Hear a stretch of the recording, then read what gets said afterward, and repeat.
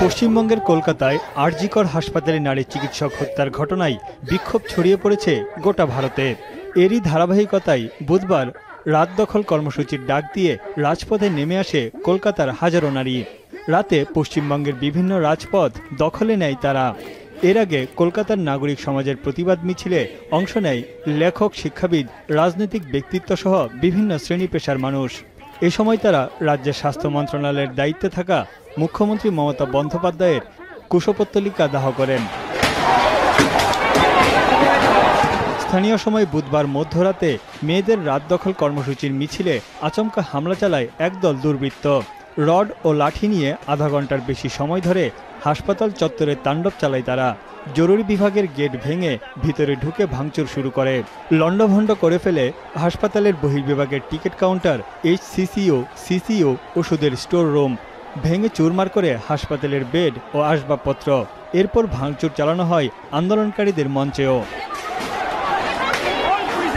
Student পাওয়ার কাকে বলে সেটা মনে হয় না গোটা পৃথিবীর আর কাউকে বুঝিয়ে দিতে হবে, সেটা বাংলাদেশ দায়িত্ব নিয়ে কাজটি করে ফেলেছে। বাংলাদেশে যে আন্দোলনের আলো সেটা পশ্চিমবঙ্গের মানুষের উপর পড়েছে। পরিস্থিতি নিয়ন্ত্রণে আনতে কাঁদানে গ্যাস ও লাঠিচার্জ করে হামলাকারীদের ছত্রভঙ্গ করে দেয় পুলিশ। আইন শৃঙ্খলার দায়িত্বে নামানো হয় র্যাপিড অ্যাকশন ফোর্স। এ সময় দুর্বৃত্তরা পুলিশ ফাঁড়ি সহ পুলিশের কয়েকটি গাড়িতেও ভাঙচুর চালায়। এতে আহত হন আন্দোলনকারী সহ বেশ কয়েকজন পুলিশ সদস্য। তবে এখন পর্যন্ত কাউকে গ্রেপ্তার করা সম্ভব হয়নি।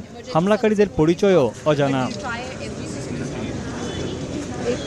প্রত্যক্ষদর্শীদের দাবি, হামলাকারীদের অনেকেই মিছিলের মধ্যে ছিল।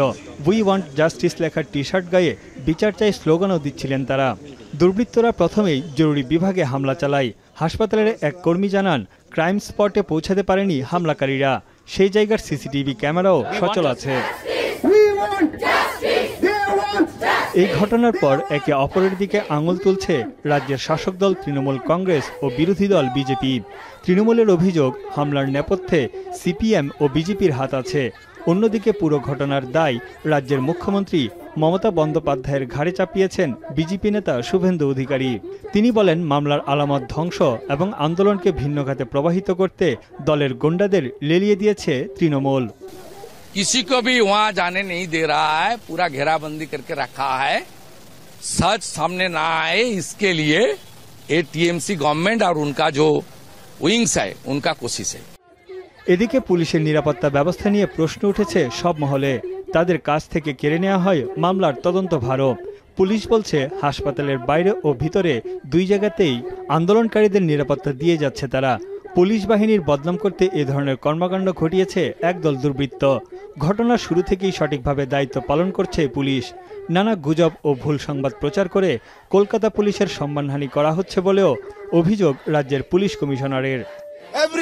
My men have worked day and night to detect this case, to collect evidences. They collect the best of evidences. The main accused has been arrested. We have tried to satisfy the family. The rumors are being floated.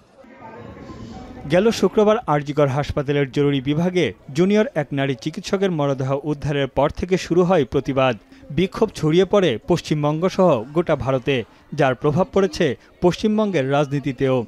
ইতোমধ্যেই হাইকোর্টের নির্দেশে মামলার তদন্ত কাজ চালিয়ে যাচ্ছে ভারতের কেন্দ্রীয় গোয়েন্দা সংস্থা CBI। তানভীর জানি, এখন বিশ্ব।